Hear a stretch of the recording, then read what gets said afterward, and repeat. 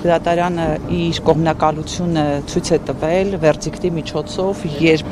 բոլորովին քրեաիրավական հիմք չունեցող գործով Միքայել Սրբազանին ճանաչեց մեղավոր։ Հետևաբար այս պարագայում որևէ այսպես դրական ելք ակնկալել այս դատարանից միամտություն է, բայց ես նորից ուզում եմ շեշտել մեր հայրենակիցների համար այն փաստական հիմքերը, որ դրվել են այս գործի հիմքում, դրանք ամենևին չեն ապացուցում այն հանցանքը, որ վերագրվել է Միքայել Սրբազանին։ Եվ եթե այսօր պատիժ նշանակեն եւ Աստված մի արասցե պատիժը լինի ազատազրկման ձևով, ինչը միջնորդել են դատախազությունը, ապա մենք բոլորս պետք է ընդունենք, որ դատում են ոչ թե Միքայել Սրբազանին, այլ դատում են մեր խիղճը եւ մեր հավատը, որովհետեւ հակառակ պարագայում այսպիսի շինծու սարքած կարած գործով մարդուն տանել եւ ընդհուպ միջնորդել ազատազրկումը, դա նշանակում է զուտ քաղաքական պատվեր կատարել։ Սրբազանը բազմիցս նշել է, որ սա քաղաքական պատվեր է, նաև տեսանք, թե ինչպես դատավորը բավականին սառը ու անտարբեր հայացքով էր ողջ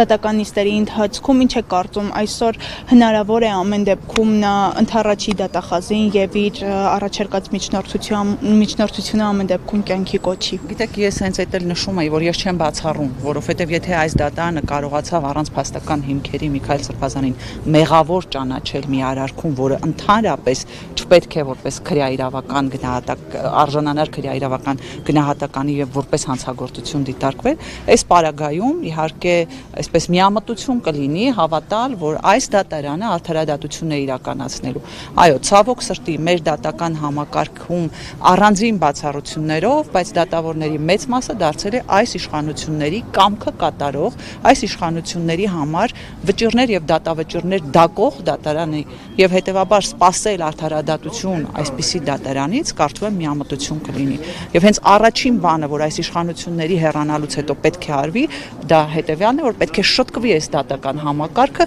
փորձել վերածել այս դատական համակարգը իսկապես անկախ եւ իրավունքով ու օրենքով առաջնորդվող դատական համակարգի։ Այսօր մենք այդպիսի դատական համակարգ չունենք։ Այսօր մենք ունենք դատավորներ, որոնք որ ծառայում են առանձին տերերի։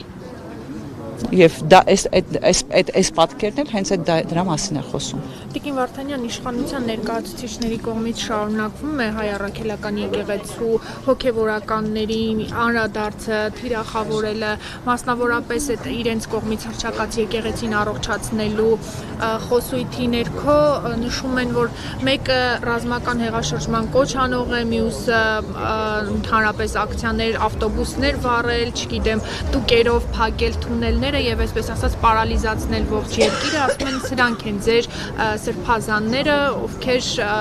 եթե դուք համակրում եք նաեւ աջակից եք իրենց, հավասարապես կիսում եք այդ մեղքը։ Գիտեք, այս իշխանությունը ստի եւ կեղծիքի վրա հիմնված իշխանություն է եւ իրենց քրեական գործերն էլ նույնպես ստի եւ կեղծիքի վրա հիմնված քրեական գործեր են։ Գոնե հանրությունը տեսնում է, հա, իրենց այդ հորինած ահաբեկչությունը իրենից ինչ է ներկայացնում։ Հանրությունը տեսնում է, չէ, որ այդ նույն դատախազությունը ընդամենը 1 տարի առաջ ասում էր, որ Միքայել Սրբազանի գործողություններում քրեաիրավական որևէ հիմք չկա։ Հետևաբար մարդիկ նաեւ տեսնում եւ գնահատում են, որ այս իշխանությունները նույնիսկ այս պարագայում եկեղեցու դեմ արշավի պարագայում էլի հենվում է ստի ու կեղծիքի վրա, փորձելով այդ սուտը եւ կեղծիքը վերագրել եկեղեցուն։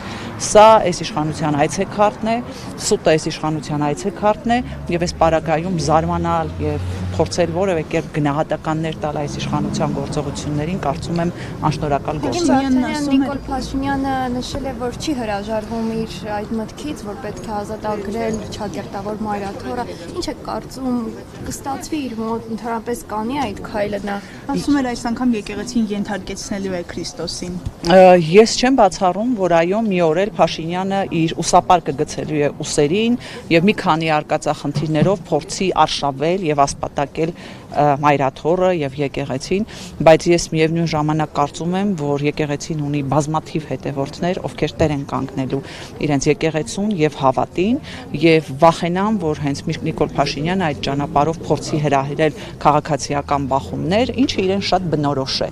Հասկանում եք, դա առաջին անգամ չի լինելու, մենք այդպիսի վարքագիծ իր կողմից, որ այդպիսի վարքագծի ականատես եղել ենք, սպասենք տեսնենք զարգացումների, բայց իրապես պետք է ասեմ, որ ժամանակն է պարզապես Հայաստանի Հանրապետությունը ազատել իրենց նման իշխան իշխանությունից եւ ոչ թե հակառակը փորձել եկեղեցու նկատմամբ որևէ ոտնձգություն կատարել։ Տիկին Վարդանյան, եթե դատարանը այդուհանդերձ ազատազրկի Միքայել Սրբազանին, սրանով Նիկոլ Փաշինյանի վարկանիշը կբարձրանա, թե կիջնի, նաեւ հատկանշական է մեկ փաստ, որ Միքայել Սրբազանը ընդհանրապես բոլոր իշխանություններին ժամանակ է ընդդիմադիր եղել, այլախոհ է եղել եւ այսպես ասած հետևորդների մեծ բանակ եթե չուներ, հիմա շատերն են սկսել Միքայել Սրբազանին աջակցել այս դատական նիստերից հետո եւ արդյոք հնարավոր է սա նոր բողոքի ալիք բարձրացնի եւ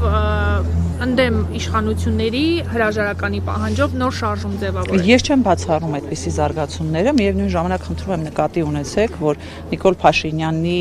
վարկանիշը այսպես թե այնպես ընկնում է, անկախ նրանից, թե ինքը մեր հանրությանը